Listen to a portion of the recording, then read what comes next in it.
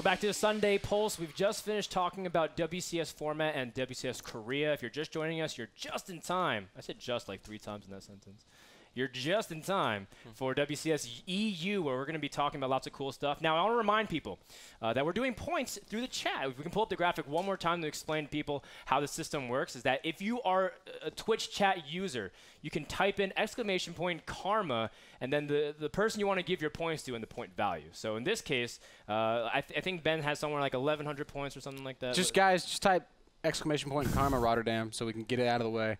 It's actually Kevin, because RotterdaM is not really registered that. Type in Ben or Kevin, you give him the number of points. You only have 50 to give, so use it. I know immediately after I said it, there's like 400 points were immediately distributed to both of you guys.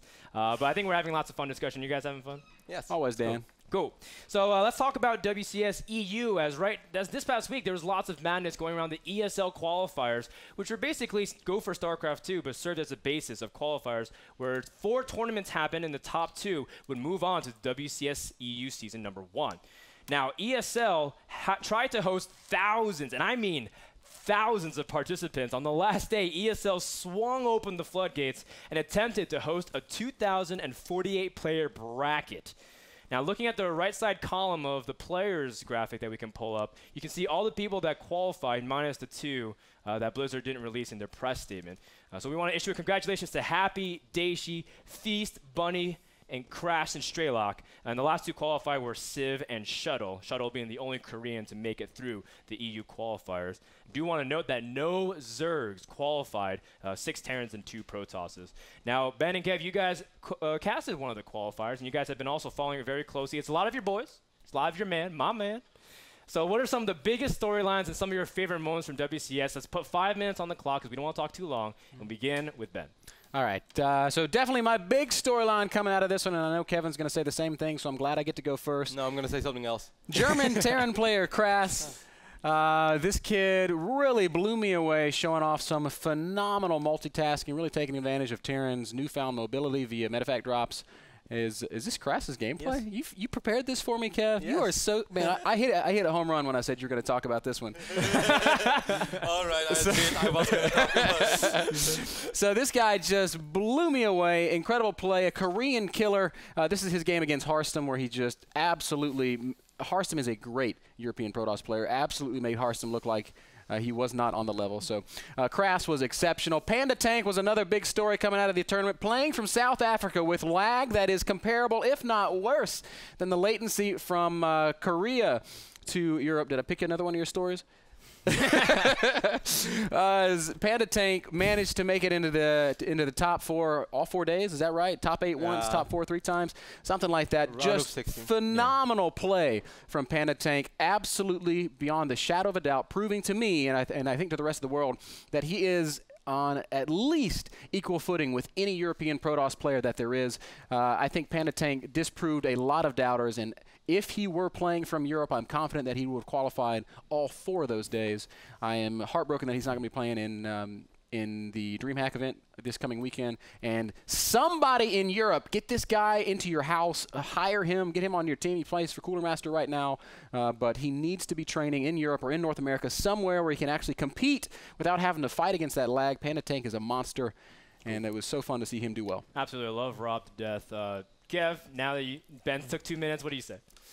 So many storylines. Those 2 definitely storylines that I want to mention as well. But there's so much more than that. What about the rise of the Eastern European players? Again, like who could have ever predicted Strelok would qualify? He's a guy that we've seen since day 1 of Wings of Liberty beta. He was there, and now actually he bounced back so strong. I had to admit, I kind of ridden Strelok off. I'm so glad you brought him up. I did not expect him to qualify, so I think this is really awesome. And of course, Happy as well. For the people who don't know Happy too well, Happy was an absolute beast in Warcraft 3 times. He was so good that on a certain point, even though my race was really favored against his race, we started playing custom games. In the start, he was winning more, but I was like, I'll get the hang of it. I'll start abusing a little more. And then on certain moments, I said, like, all right, let's not play anymore. He was that good. And in StarCraft II, he was never that convincing. But perhaps Heart of the Swarm is much more his game than Wings of Liberty is. He is a really micro-intensive player, at least in Warcraft 3. He had fantastic micro. So I thought that was awesome. Daishi, perhaps the next big thing coming out of France. I think that was really cool. Of course, a general storyline is that the Terrans performed extremely well. We had 6 Terrans qualifying and 2 Protoss players. But yeah, Civ as well is a guy that I've played a lot against when I still lived in Europe, but never really saw him making that much noise. And now I think he only tried to qualify like once or twice as well, and then immediately made it through the biggest bracket as well. How about drops and Widow Mines? You really have to sort of at least tip your hat, acknowledge that. Terran's using those to great effect. Some players showing off a really strong understanding of how to play against those styles, and I think those are the guys that did rise to the top. Dan mentioned that no Zergs made it through the qualifier, but I think it's very interesting to note that when WCS actually starts, we'll have 11 Protoss players, 12 Terrans, and 9 Zergs, so still pretty even racial distribution there in the main tournament. Thank you for stealing my next question. So I'll follow up because I knew you'd steal my next question. Is what do you think about the Koreans playing through the qualifiers and not making it through? Is that a testament to the Koreans applying for the EU region, or is it more of the fact that Europe is much better prepared for these Koreans, or is it just a lag? What do you guys think about the Koreans' play? Well, a couple of points. First of all, the few Koreans that were, I think, the few Koreans that had chosen to play in Europe and that were capable of winning in Europe are already invited. Beyond that, the Korean players that tried to qualify, while all very good, are just not, they're not life, they're not partying, they're not rain, they're not innovation, they're not the S-class players. They're not the guys that are gonna dominate. Maybe they decided to sign up for Europe. Oh, I'm just gonna steamroll these noobs, but that's not how it is, man. European players have always been very strong and proved throughout Wings of Liberty that while they may not be, as dominant as a Life, an MVP, an MC, or an SD, that they've been capable of taking games off of those guys throughout the entire life of StarCraft II. So. You can't just show up in a European tournament and expect to cash checks. It doesn't work that way. And okay. Kev, last 10 seconds. I think you're missing a big point here, though, Ben, is that, yes, those guys may not be live or partying, but they are still playing from Korea. Because I'm pretty damn sure if you put Finale or Tails in Takes House in Germany and you let them play 4 qualifiers, that both those guys will qualify. Because they'll make it through one, but if they play in all 4, they're not going to make it through all of them. That's a great way to... maybe not all 4, but I think you underestimate how good Finale and Tails are. But I must say as well, like, we have to point out that very few Koreans actually played in this qualifier. Like, maybe at best 6, 7, 8, 9 Koreans, really not more than that. Not that many Koreans, but still a really intense competition nonetheless. And really excited for the qualifiers. And really excited for WCS season #1 in Europe. I want to also take the next 5 minutes, as we can put it on the clock, to talk about ESL and maybe how they're going to be handling the broadcast. What do you guys think about all the administrative problems that they had to deal with? Do you think people were too hard on them? Is it justified, or is it just a community circle jerk? I actually think that we should applaud ESL for how they run the European qualifiers. Yes, of course, when you have almost 4,000 unique players signing up, there's going to be a minor issue here and there. Some people may or may not be able to get checked in, but they hosted 4 qualifiers, which I think is really awesome. Don't put it all on one day. 2 guys qualified. Really not that many issues happened. The way from an organization point of view, the way they handled the qualifiers, I think it was really awesome. And I think that all the players had a fair shot at qualifying, and I think ESL did a really good job. Broadcasting-wise, I think they could have done a slightly better job, but that's another point which we can touch later on. I definitely agree with Kevin. Administratively, all right, so one thing that MLG has got to learn from ESL is that what is your point? Experience shows, right? And ESL has been hosting online tournaments for how long? Well, 10, 15, how many games? How long have we had the internet, guys? I'm pretty sure ESL was hosting, Hearts online back whenever that stuff first. These guys have been doing it for spades online or something. They've been doing it forever, literally. And as much flack as we give ESL for having a crummy website, for not always getting everything right, maybe for the broadcast was a little flunky. One day they started an hour early, and or an hour late. Yeah. It was early, right? Early. And that sucks. That sucks. A lot of players got screwed by that. Shame on you, ESL. That's bad. They still gave players 4 chances to qualify. They still opened up the final day to an unlimited number of signups. They did a very good job. It was not a perfect job. No, I think it was very, very good. I don't think anyone would have done a better job hosting those big online qualifiers in that matter, so short after each other. I think they did a really good job. Yeah. So hats off to them. Administratively, it wasn't perfect, but it was pretty close. All right, cool. Let's bring up the graphic about the groups for Europe, and I want to ask you guys, what are the most interesting group, maybe who has the hardest group, the group of death or the easiest group? Just speak to it a little bit based off what you guys have in front of you. What do you think? We'll start off with you, Kev. The group that I really like is Group H, which has Mana, MMA, sort of, and Feast. Sort of has been in Korea for a little while. We haven't seen a lot of him, but it doesn't mean that he's slacking or that he was a patchwork. I think he's just been training really, really hard. I'm very curious to see how he's going to perform in those Swedish national championships, which are coming up sometime soon. I'm not sure where, but I know that most cities had their qualifications done already. So I would love to see how he does there. But I think that that group is really sick. Of course, MMA is going to have to prove that he is better than those guys, and we know that he has the potential, but it's been a while that he really saw it. So I think that group is awesome. I can't wait for it. Mana, one of the most successful European players of all time, safe to say. No one has won as many second places as Mana, but he definitely got a few first places so as well. Good, man. He has Easily won so much three. money, man, those guys. Mana and Nurture both won like almost 90 grand or something. That's so impressive. Other small group I want to give a shout out, even though I'm excited for all of these groups, man, it's a fantastic tournament. But I really like Nani, Kaz, TLO, and Shadow as well. Just because, hey, it's Naniwa, he's back in Europe. I'm so curious to see how he's going to do. TLO has been practicing more than ever, and he's always been practicing a lot, so this is crazy. How good is Kaz in Heart of the Swarm? I have no idea, but you know that he's going to put in the work. And then you have Shadow, a Korean player we don't know that much of, living in the Clarity Gaming House. So you have 4 guys who you know are dead serious about their practice. That's fireworks, man. Great that's picks, awesome. man. You even managed to stop our timer. I don't even know how you did that, Kev. I guess it's revenge for the previous section. Ben, we'll give you a minute. Go ahead. Yeah, Group E, I definitely agree with Kevin. I'm excited to see how Naniwa plays. We know that he likes to talk a big game. He's been in Korea for years now. So finally he gets a chance to step up and show Europe how good he really is.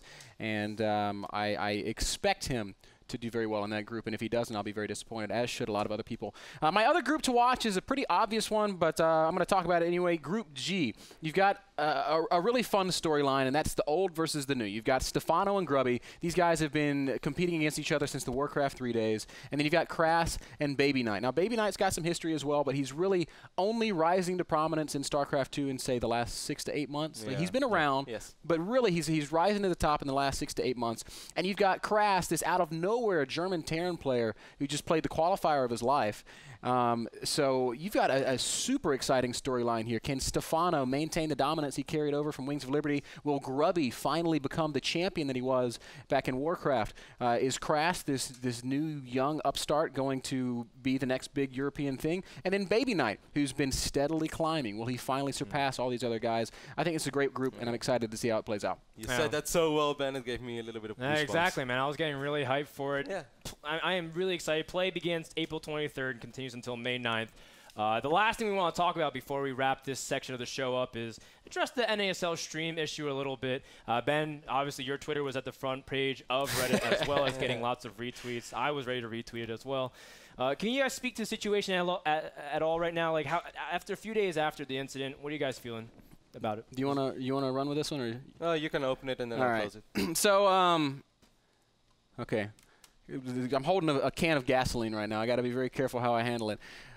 We were lunch was that good. All right, we're going to get down here and get really intimate. No, we were. I reached out to ESL a couple of weeks ago. As the whole world knows, NASL has not been casting much StarCraft recently. We love StarCraft. This company is built around StarCraft.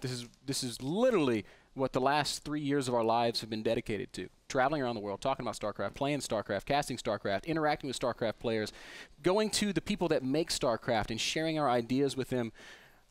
And then for the last 3, 4, 5 months, there just hasn't been any. There's been this huge void, and it's been like literally emotionally hard for us. Yeah. Like it sounds so stupid, but we love this game, you know, and we haven't been doing anything. And as you guys can probably speculate, a lot of it has been silent around WCS. So finally, the WCS announcement happened. We're not directly involved in WCS in any way, but we really want to be. So I asked ESL, hey, can we do some casting for you guys? And they said, yeah, come on and cast our qualifier. So we came into the office, casted one day of the qualifier. It was a lot of fun. So much fun. About halfway through the cast, we got a message from the ESL guys say, hey guys, it's actually in our contract with Blizzard that these broadcasts, these big broadcasts, because we were pulling big viewers, go out on WCS channels. And as much as we would have loved to have turned our stream over to the WCS stream and just do the same show, as a business that has to keep the lights on, we cannot bring people into the building, pay people to run the streams, pay casters to be here, keep the lights on, all of this stuff, and then not have our name attached to it in any way. So by having NASL TV in the Twitch address bar, that validates it in some way, and it doesn't make us more than probably $500, honestly, for 8 hours. We might make $500 on that stream, but it validates it in some way. So the boss can say, hey, we were here for this reason. But when you're working for free, the boss is always going to say, I'm sorry, guys, we can't do it. And that's just what it boiled down to. Yeah, just to clarify as well, like once more, that was obviously not Ben's or my decision. It's not like that we wanted to get paid to cast, because hey, we're a full-time employee, so we get paid regardless. It makes absolutely no difference for us. But the difference is that if we are not casting on the NSL stream, our boss is basically paying us to sit here the entire day. He's not getting anything out of it, and as Ben pointed out as well, you need some people to run the studios. So he's paying 4 people, and he's getting nothing in return. And as much as Ben and me, I mean, obviously for us it makes no difference if we get. So, dude, we would much rather be casting this than like. Do you think it makes us happy to sit at home and watch other people cast the event that we want more than anything? Yeah. Like it's actually. But I mean, it sucks. But it was it's logical just the way from all sides, so I think it's time to move on. Yep. Like one thing I do think I still want to point out, we just applaud ESL for the way they run the qualifiers, and I think they did a really good job because that's so hard to host something like that. I do think they really could have done a better way in broadcasting it, and I know that James did it. He put in so many hours, and he did a really good job. He worked hard, made long days, but at the end of the day, it was just one guy sitting there controlling your own panels. I know all about it because I used to do it in the past. There was no one else around, and come on, not even a co-caster, and it's really not impossible to find a co-caster when you live in Cologne. Hasu lives 15 minutes away, man. Yeah, there are so many guys out there that you could definitely bring in if you just reach out. There are so many good German players. Hasu and Zoka are both awesome, but Hasu, in my opinion, is one of the best player casters there is. If you would have paid him some, you just up your production already 200%. 4 days solo cast is just a little boring, I think. All right, well, that does it. Thank you so much, guys, for your statement on that. And everyone can link to that VOD. If everyone's like, what happened with NASL? Just link them this VOD of the polls. Plus, we like YouTube money. Let's take another break. After the jump, we'll be covering WCS, NA, DreamHack, and some other news around StarCraft II. Now, wait, before I send the people off, this is my favorite moments from WCS highlights. So let's speak about the game. We are here for that, right? Okay. But there's nothing happening. Well, so we fill it in with small Oh, talk. okay. Speak. My first placement matches, I was in Gold League after that. Wow. I started out in Good Gold League. job. Good You job. suck, man. You suck. Am I still fat? Let's be honest. I think you look very handsome, Elias. Thank you. You too. That's you never tell a lie. Okay. You're like Abe Lincoln, or is that George Washington? That's George Washington. You are so smart, MrBitter. That's why I'm the pro caster. You're gonna try to be impartial. No, I'll try to be very complimenting the players. Okay. Compliment. How do you say this? Compliment? Yeah, I will compliment them. There is no transfuse. A big fail. He failed again. He failed 6 times. It's stupid. So how do you feel about the level of play in this game? I'm disgusted, to be honest. Things that you can only say when Stefano's next to you on set. I'm disgusted with the level of play in this game. Stupid idiot. He's not in a position to whine. He was playing like people complaining about the balance. Stupid, dumb people. And why do you think they like Idra so much? Who likes Idra? A lot of people. Oh. Everybody knows he's kind of a dick. Stream because you know, only men speak their words. If you don't speak your word, you are female. I speak the love language, don't I? It's like a love fluid going out of my body. I think you'd be a good coach. I think you're like the non-Korean version of Coach Park. Who is he? Oh no! Oh man, I'm out of a job when you start casting.